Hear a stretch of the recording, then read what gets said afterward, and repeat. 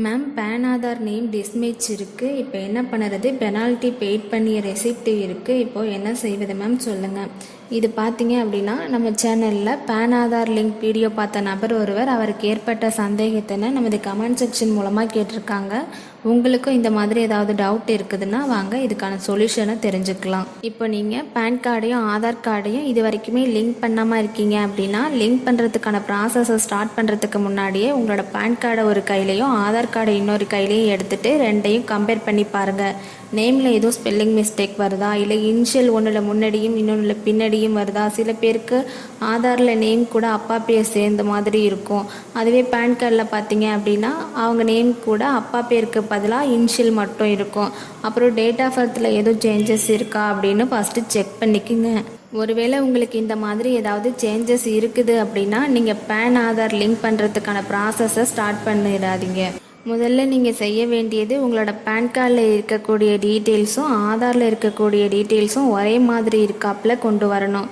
அதுக்கு நீங்கள் இது ரெண்டில் எதில் வேணாலும் கரெக்ஷன் பண்ணிக்கலாம். இப்போ உதாரணத்துக்கு உங்களோட பேன் கார்டில் இருக்கிற டீட்டெயில்ஸ் தான் கரெக்டானது அப்படின்னா பேன் கார்டை வச்சு ஆதார் கார்டில் பேனில் இருக்கிறது போலவே கரெக்ஷன் பண்ணி ரெண்டையும் ஒரே மாதிரி கொண்டு வந்துக்குங்க.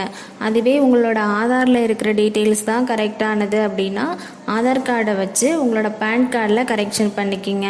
இப்போ ரெண்டும் ஒரே மாதிரி வந்ததுக்கு அப்புறமா உங்களோட பேன் கார்டையும் ஆதார் கார்டையும் லிங்க் பண்ணுறதுக்கான ப்ராசஸை ஸ்டார்ட் பண்ணுங்கள். எந்த ப்ராப்ளமும் இல்லாமல் சக்ஸஸ்ஃபுல்லாக உங்களோட ப்ராசஸை கம்ப்ளீட் பண்ணுங்கள்.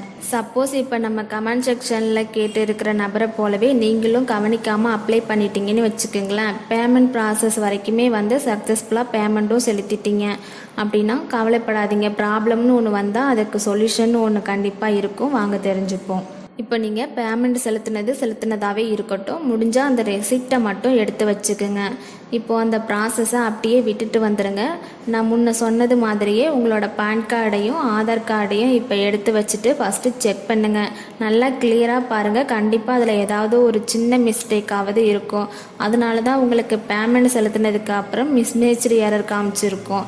ஸோ இப்போ நீங்கள் என்ன மிஸ்மேட்சிங் ஆகுதுன்னு கண்டுபிடிச்சிருப்பீங்க. அதை ஃபஸ்ட்டு சரி பண்ணிக்கோங்க. அதாவது ரெண்டுலேயும் ஒரே மாதிரி வர்ற மாதிரி நான் முன்ன சொன்னது போலவே கனெக்ஷன் பண்ணிக்கோங்க. இப்போ ரெண்டும் ஒரே மாதிரி வந்ததோ நீங்கள் பேன் ஆதார் லிங்க்டு ப்ராசஸ் முன்ன ஸ்டார்ட் பண்ணி பாதிலேயே விட்டுட்டு வந்தீங்க பார்த்தீங்களா, அதை இப்போ ஸ்டார்ட் பண்ணுங்கள். இப்போ நீங்கள் அப்ளை பண்ணும் பொழுது பேமெண்ட் ப்ராசஸ் வந்ததும் பேமெண்ட் செலுத்த சொல்லி வராது. ஏன்னா நீங்கள் தான் முன்னாடியே பேமெண்ட் ப்ராசஸ் கம்ப்ளீட் பண்ணிட்டீங்க இல்லையா. ஸோ திரும்பவும் பேமெண்ட் செலுத்த தேவையில்லை. அதுக்கப்புறம் ஆட்டோமேட்டிக்காகவே நெக்ஸ்ட் ஸ்டெப்பு மூவ் ஆகிடும். நீங்கள் வழக்கமாக எப்படி ப்ராசஸ் சப்மிட் பண்ணுவீங்களோ அதே போல் பண்ணிக்கோங்க.